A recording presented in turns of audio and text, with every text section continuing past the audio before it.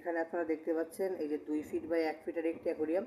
অ্যাকোরিয়ামটা আমি আসলে অনেক সিম্পল ডেকোরেশন করেছি। পিছনে দেখতে পাচ্ছেন একটি পলি মারা, এখানে একটি যে সিনারি দেওয়া আছে এবং নিচে কিছু সাদা পাথর দেওয়া। আর এখানে কিন্তু আমার একটি 2 in 1 ফিল্টার প্লাস অক্সিজেন আছে।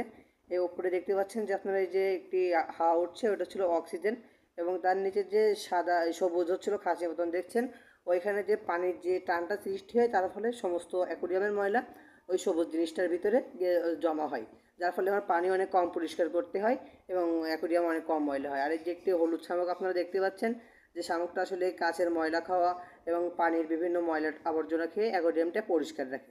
আর এখানে যে একজোড়া দেখতে পাচ্ছেন কিন্তু কমেট, এগুলোকে মিক্স কমেট বলা হয়, যেমন লাল সাদা, সাদা কালো এরকম ধরনের মিক্স কমেট আছে। এখানে আমার 4-5 জনের মতন মাছ আছে। আর এই মাছগুলো কিন্তু অনেক ফ্রেন্ডলি, ডাকলেই চলে আসে। এই যে এখানে এটা সিম্পল কমেট আপনারা দেখতে পাচ্ছেন রেড। এছাড়া আরও কিছু মিক্স কমেট আছে, এটা হচ্ছিলো গোল্ডফিশ, এই যে ডবল লেজের গোল্ডফিশ আছে এক জোড়া।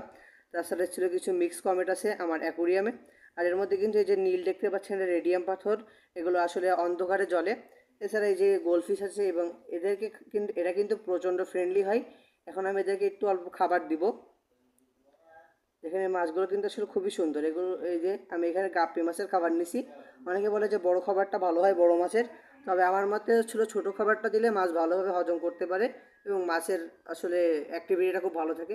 এবং দেখেন আমার মাছগুলো মাশাআল্লাহ কত অ্যাক্টিভ, খাবার দিলেই সঙ্গে সঙ্গে চলে যায়।